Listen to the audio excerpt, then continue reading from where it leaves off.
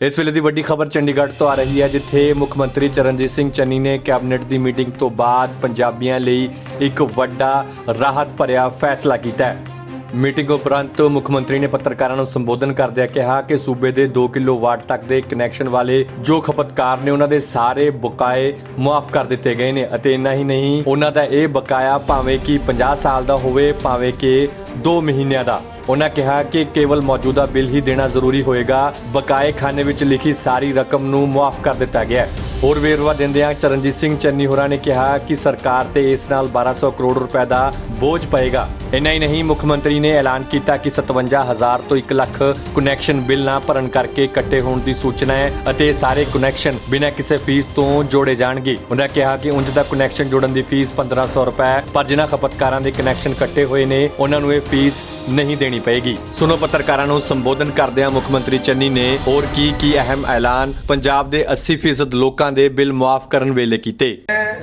लगातार पिंडां दे विच शहरां दे विच अपने पंजाब दे लोकां दे विच घुम रहा, जो मैनू फीडबैक मिलती है, जो लोग मैनू दसदे हैं, जिस तरीके दियां मुश्किलां लोकां दे सामने आ रही हैं, वो मैनू पता लग रही है। ते मैं एक मुश्किल का हल करने लई वचनबद्ध है ते करनी है। इन्हां मुश्किलों दे विच एक बहुत बड़ी मुश्किल है पंजाब दे लोकां नूं बिजली दे बिलां दी। सो असीं उस दे विच काफी राहत देना चाहुंदे हैं, ਜਿਹੜੀਆਂ 1-2 किस्तां दे विच असीं बार-बार मीटिंग करके डिस्कस करके ये राहतां देवांगे। सब तो बड़ी जिहड़ी समस्या मैं पिंडां दे शहरां दे विच जाके देखी है, वो ये है कि बहुत सारे लोगों के बिल ज्यादा होने करके वो जमा नहीं करा पाए ते उन्हां दे मीटर कट गए। हुण अज दे जमाने दे विच बिना बिजली ते रह रहे हैं कुछ बंदे, जिन्हें मेरे दिल नूं बहुत टुंबिया है। मैनू दुख होया इस चीज का कि बिजली का मीटर कटिया होया है ते वो लोग बिना बिजली तो रह रहे। जो सरकारी फिगर मैनू दी गई है 55,000 तो 1 लाख के विच लोकां दे घरां दे बिजली के कनैक्शन बिजली का बिल ना देने करके कटे हुए। सो उहदे वास्ते अज असीं अपनी कैबिनेट दे विच विस्तार पूर्वक विचार किया है। 2 किलोवाट तक जिहड़ा कंज्यूमर है वो 53 लाख है पंजाब दे विच, टोटल 72 लाख कंज्यूमर है। सो लगभग 75-80% कंज्यूमर है जिहड़ा वो 2 किलोवाट दे विच आ जाता है। ते मैं जो सर्वे कराया है, जो मैं देखिया, ये जिहड़े कंज्यूमर दे 2 किलोवाट दे तक दे, चाहे उसका 1 किलोवाट लोड है, चाहे उसका 500 वाट लोड है, चाहे 1.5 किलोवाट लोड है, 2 किलोवाट तक दे कंज्यूमर जिन्ने हैगे पंजाब दे विच, जिहड़े कि लगभग 80% है या 75% है टोटल आबादी दे, उन्हां दा पिछला जिहड़ा बिल आया है,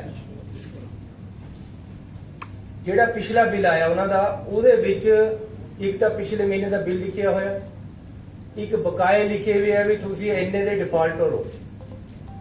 वो बकाया सारा उन्हां लोकां दा असीं भरांगे। असीं सरकार ने फैसला कर लिया, सरकार उन्हां दा भरेगी ते नाल जिन्हां दे बिजली दे कनैक्शन इस करके कट्टे गए कि जी वो डिफाल्टर सीगे, उन्हां दे पैसे नहीं जमा करा होए, उन्हां दे बिजली दे कनैक्शन दोबारे लगा दिते जाएंगे बिना कोई पैसा ले।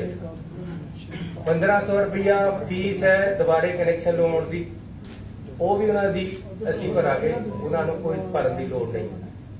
सो मैं फिर कहना, पंजाब दे विच 53 लाख कंज्यूमर, 53 लाख परिवार जिन्हां दे बकाए खड़े है, जिहड़े बिजली दे बकाए नहीं भर पा रहे पिछले बिल तक, जिहड़ा उन्हां दा हुण इस तो पहला आया जदों साडी सरकार इस ने हल्फ लिया, उदों तक जिहड़े उन्हां दे बिल आए हुए है, उन्हां दे विच जिन्ने बकाए खड़े है ਉਹ ਪੰਜਾਬ ਸਰਕਾਰ ਉਹਨਾਂ ਦੇ ਭਰੇਗੀ, ਉਹਨਾਂ ਨੂੰ ਭਰਨ ਦੀ ਲੋੜ ਨਹੀਂ ਹੈ, ਕਿਉਂਕਿ ਉਹ ਭਰ ਨਹੀਂ ਪਾ ਰਹੇ, ਕਿਉਂਕਿ ਬਕਾਇਆ ਤਾਂ ਖੜਦਾ ਹੈ ਜੇ ਉਹਦੇ ਸਮਰੱਥਾ ਨਹੀਂ ਹੈ। ਅਸੀਂ ਇਹੀ ਮਾਪਦੰਡ ਰੱਖਿਆ ਹੈ ਕਿ ਬਕਾਇਆ ਤਾਂ ਖੜਾ ਹੈ ਜੇ ਸਮਰੱਥਾ ਨਹੀਂ ਹੈ। ਜਿਹਦੇ ਚ ਬਿੱਲ ਭਰਨ ਦੀ ਸਮਰੱਥਾ ਨਹੀਂ ਹੈ ਉਹਦੇ ਵਾਸਤੇ ਪੰਜਾਬ ਸਰਕਾਰ ਹੈ, ਉਹਦੇ ਵਾਸਤੇ ਮੈਂ, ਉਹਦੇ ਵਾਸਤੇ ਅਸੀਂ ਸਾਰੇ ਜਣੇ ਖੜੇ ਹਾਂ ਤੇ ਉਹਦੇ ਸਾਰੇ ਬਿੱਲ ਅਸੀਂ ਅੱਜ ਪੰਜਾਬ ਸਰਕਾਰ ਨੇ ਭਰਨੇ ਆ। ਉਹਨਾਂ ਦੇ ਆਪਣੇ ਬਿੱਲ ਮਾਫ ਹੋ ਗਏ ਹੈ। 55,000 ਹੈ ਕਿ 55 ਲੱਖ ਹੈ? 55 ਲੱਖ ਪਰਿਵਾਰ ਹੈ, 53 ਲੱਖ ਜਿਨ੍ਹਾਂ ਦੇ 2 ਕਿਲੋਵਾਟ ਤੱਕ ਦਾ ਲੋਡ ਹੈ। ਸਾਡੇ ਸਰਕਾਰੀ ਫਿਗਰਾਂ ਦੇ ਅਨੁਸਾਰ ਡਿਫਾਲਟਰ ਉਹਨਾਂ ਦੇ ਜਿੰਨਾ ਕੋਈ ਵੀ ਡਿਫਾਲਟਰ ਹੈ ਜੇ 1 ਰੁਪਏ ਦਾ, ਚਾਹੇ ਉਹ 5,000 ਦਾ, ਚਾਹੇ 50,000 ਦਾ। ਮੈਂ ਦੇਖਿਆ ਕਈ ਤਾਂ 70,000 ਦੇ, 1 ਲੱਖ ਦੇ, 2 ਲੱਖ ਦੇ ਬਿੱਲ ਚੱਕੀ ਫਿਰਦੇ। ਕਿੱਥੇ ਤੇ ਭਰੇਗਾ ਗਰੀਬ ਆਦਮੀ? ਅਪਰੋਕਸੀਮੇਟਲੀ ਕਿੰਨਾ ਲੋਡ ਪਏਗਾ?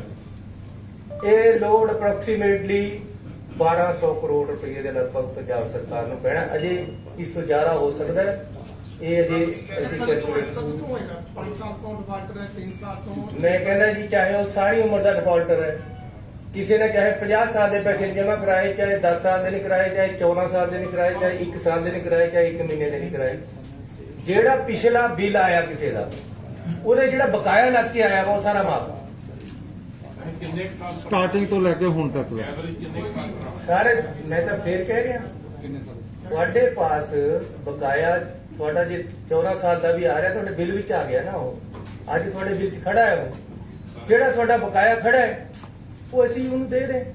ਬਿਜਲੀ ਬੋਰਡ ਨੂੰ ਪੰਜਾਬ ਸਰਕਾਰ ਦੇਗੀ, ਦੇਣਾ ਤਾਂ ਪਏਗਾ ਸਾਨੂੰ, ਮਾਫ ਨਹੀਂ ਹੋਣਾ। ਇਹ 1200 ਕਰੋੜ ਆਏਗਾ ਕਿੱਥੋਂ ਜੀ? 1200 ਕਰੋੜ ਮਹੀਨੇ ਤੋਂ ਗਿਆ, ਸਤੰਬਰ ਹੈ, ਅਕਤੂਬਰ ਹੈ, ਇੱਕ ਤੋਂ ਹੋਊਗਾ ਆਪਣਾ ਸ਼ੁਰੂ। ਮੈਂ ਫੇਰ ਦੱਸ ਰਿਹਾ ਜੀ, ਹਰ ਕਿਸੇ ਦਾ ਬਿੱਲ ਕਿਸੇ ਨਾ ਕਿਸੇ ਦਿਨ ਆਇਆ, ਚਾਹੇ 15 ਦਿਨ ਪਹਿਲਾਂ ਆਇਆ, ਚਾਹੇ 1 ਮਹੀਨਾ ਪਹਿਲਾਂ ਆਇਆ, ਚਾਹੇ ਕੱਲ ਆਇਆ। ਹੁਣ ਤੱਕ ਦਾ ਸਾਰਾ ਜਦ ਬਿੱਲ ਆਇਆ ਪਿਛਲਾ, ਅਸੀਂ ਪਿਛਲਾ ਬਕਾਇਆ ਦੇਖਣਾ। ਇਹ ਜਿਹੜੇ ਇਸ ਮਹੀਨੇ ਦਾ ਅਗਲਾ ਉਹਨਾਂ ਦਾ ਪੈਸਾ ਆਏਗਾ ਉਹਨਾਂ ਨੇ ਦੇਣਾ ਹੈ, ਉਹਨਾਂ ਨੇ ਅੱਗੇ ਨੂੰ ਬਿੱਲ ਜਾਰੀ ਦੇਣੇ ਹੈ। ਲੇਕਿਨ ਜਿਹੜਾ ਪੁਰਾਣਾ ਬਕਾਇਆ ਖੜਾ ਹੈ, ਜਿਹੜਾ ਕਿ ਜਿਹਦੇ ਕਰਕੇ ਪੰਦੋਲਾ ਟੱਪਰੀਆਂ ਪਿੰਡ, ਉਸ ਤੋਂ ਵੇਖ ਕਰਨ ਵਾਸਤੇ ਫਾਰਮ ਭਰਵਾਉਣਗੇ।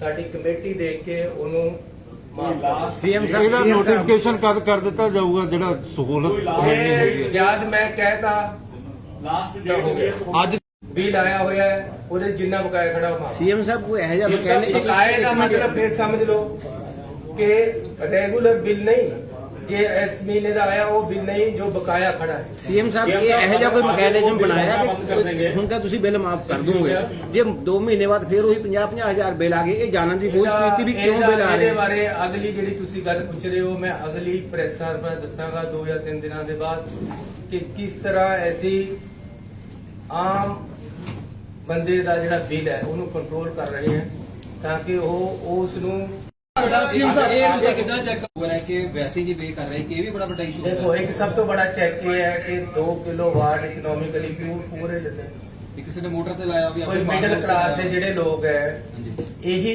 ਥੋੜੀ ਬਿਜਲੀ ਯੂਜ਼ ਕਰ ਸਕਦੇ, ਜਿਹੜੇ ਅਮੀਰ ਆਦਮੀ ਉਹਨਾਂ ਦੇ ਤਾਂ 5-5 ਏਸੀ ਲੱਗੇ ਹੋਏ, ਉਹ ਨਹੀਂ ਅਸੀਂ ਕਰ ਰਹੇ ਚੈੱਕ। 2 ਕਿਲੋਵਾਟ ਜਿਹਦਾ ਲੋਡ ਹੈ, 2 ਕਿਲੋਵਾਟ 'ਚ ਕਾਫੀ ਕੁਝ ਆ ਜਾਂਦਾ, ਪੱਕੇ ਆ ਜਾਂਦੇ, ਕੂਲਰ ਆ ਜਾਂਦਾ ਤੇ ਕਈ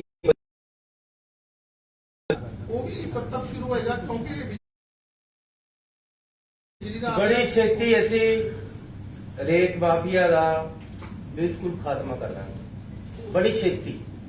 ਚਾਹੇ ਉਹਨੂੰ ਹਫਤਾ ਕਹਿ ਲਓ, ਚਾਹੇ ਬਸ ਅਸੀਂ ਦੇਖੋ ਦਿਨ ਰਾਤ ਮਿਹਨਤ ਵਿੱਚ ਲੱਗੇ ਹੋਏ ਹੈ ਕਿਸ ਤਰੀਕੇ ਦੇ ਨਾਲ ਸਿਸਟਮ ਨੂੰ ਸੁਧਾਰਿਆ ਜਾਵੇ। ਇੱਕ ਪੁਰਾਣਾ ਨੈਕਸਸ ਹੈ, ਉਹਨੂੰ ਤੋੜਨਾ ਹੈ, ਔਰ ਅਸੀਂ ਉਹਨੂੰ ਤੋੜਨ 'ਚ ਕਾਮਯਾਬ ਹੋ ਰਹੇ ਹਾਂ।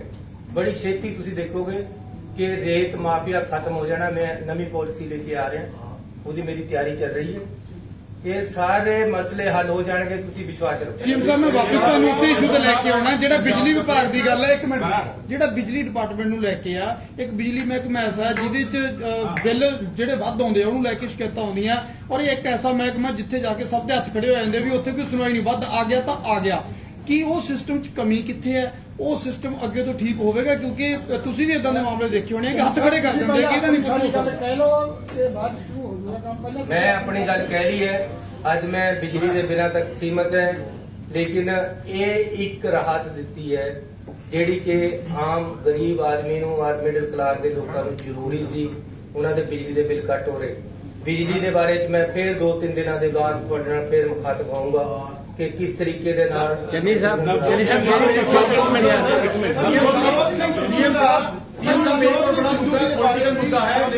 इस्तीफा दिया उन्होंने, नाराजगी जाहिर की है।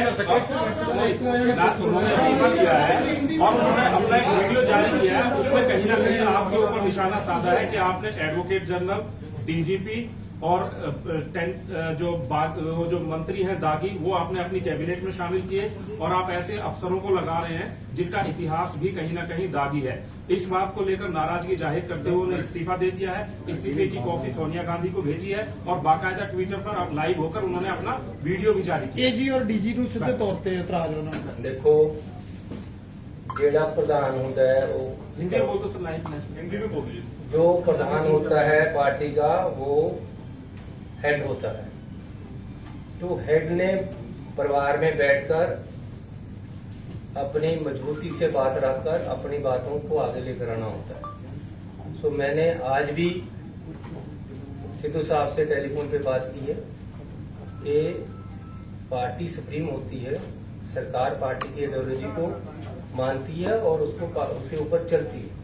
आप आओ, बैठकर बात करो, जिस तरीके से आपको कोई गलतियां लग रही हैं वो पहले भी आप कर सकते थे, आप भी आप कर सकते हैं। कोई बंदे सब दो लगाए आपने, कोई दो मेंबर बात करने के लिए, बात करने के लिए behalf of the chief minister Channi साहब के बिहाफ पर उनको बात करने के लिए दो बंदों की कहीं ड्यूटी लगाई है या प्रगट सिंह जहाँ सिंगला प्रगट सिंह और कई मंत्री साहबान कल गए थे, आज या कल बात हो जाएगी बैठकर, वो उन पे डिपेंड करता है। चन्नी साहब ਤੁਹਾਡਾ ਫਲੋ ਰੁਕਦਾ ਹੈ। ਤੁਸੀਂ ਪੰਜਾਬੀ ਗੱਡੀ ਨੂੰ जो तुसी कहना चाह रहे हो, ये तरीका आपके पास हमेशा रास्ते खुले, आप कह रहे हैं कि मैंने फोन पे बात की, लेकिन इस तरह से इस्तीफा देना और उसके बाद मीडिया वो भी में आपसे बयान बात जारी करके करना, बात आपसे किया, जैसे जाकर आप बातचीत चीफ नहीं कर रहे हैं। सरकार को नुकसान पहुंचाने की कोशिश नहीं है ये। नहीं, कोई कोशिश नहीं है, इंटेंशनल कोई कोशिश नहीं है। वो उनको उनके साथ बात करेंगे बैठकर, जो भी बात होने वाली होगी। क्या यस नहीं बना के रखना चाहते हैं सिद्धू साहब की सीएम बन के जो मैं कह रहा हूं? ਤੁਹਾਡੇ ਸੀਐਮ ਬਣਨ ਤੋਂ ਬਾਅਦ ਜੋ ਇੱਕ ਮਾਹੌਲ ਪੰਜਾਬ ਦਾ ਬਣਿਆ ਸੀ ਕਿ ਹਾਂ ਚਲੋ ਬੜਾ ਚੰਗਾ ਹੋ ਰਿਹਾ ਹੈ, ਉਹ ਤਾਂ ਸਾਰਾ ਖਤਮ ਹੋ ਗਿਆ ਇੱਕ ਦਿਨ ਦੇ ਅੰਦਰ। ਕੁਛ ਨਹੀਂ ਖਤਮ ਹੁੰਦਾ, ਉਹ ਕੁਛ ਤੁਸੀਂ ਨਹੀਂ। ਮਹਿਸੂਸ ਕਰਦੇ ਹੋ ਕਿ ਨਹੀਂ ਕਰਦੇ? कुछ नहीं खत्म होगा। ਸਿੱਧੂ ਸਾਹਿਬ ਦਾ ਇੱਕ ਢੰਗ ਠੀਕ ਹੈ, ਤੁਹਾਨੂੰ ਇਸ ਢੰਗ ਨਾਲ मैं इस ते कमेंट नहीं करना चाहता, लेकिन ਉਹਨਾਂ ਦਾ ਰਿਸਪੌਂਸ पंजाब ਦੇ ਲੋਕਾਂ ਦੇ ਮਸਲਿਆਂ ਤੋਂ ਮੈਂ ਠਿੜਕਣਾ ਨਹੀਂ ਹੈ। ਸਿੱਧੂ ਸਾਹਿਬ ਦਾ ਮੈਂ ਪੰਜਾਬ ਦੇ ਲੋਕਾਂ ਵਾਸਤੇ ਸੀ। ਜਦੋਂ ਤੁਸੀਂ ਸੀਐਮ ਸਾਹਿਬ ਗੱਲ ਕੀਤੀ ਉਹਨਾਂ ਨਾਲ, ਉਹਨਾਂ ਦਾ ਕੀ ਰਿਸਪੌਂਸ ਸੀ? ਉਹਨਾਂ ਨੇ ਕਿਹਾ ਆਪਾਂ ਬੈਠ ਕੇ ਗੱਲ ਕਰ ਲਾਂਗੇ, ਲੇਕਿਨ ਮੈਂ ਤੁਹਾਨੂੰ, ਉਹਨਾਂ ਨੇ ਮੈਨੂੰ ਇਹ ਵੀ ਕਿਹਾ ਕਿ ਮੈਂ ਤੁਹਾਨੂੰ ਟਾਈਮ ਦੇਵਾਂਗਾ। ਏਪੀਐਸ ਲੈਵਲ ਬਾਰੇ ਵੀ ਕੋਈ ਰੌਲਾ ਉਹਨਾਂ ਨੂੰ ਕਿਹਾ ਜਾ ਰਿਹਾ ਕਿ ਨਹੀਂ ਕਰਨਾ?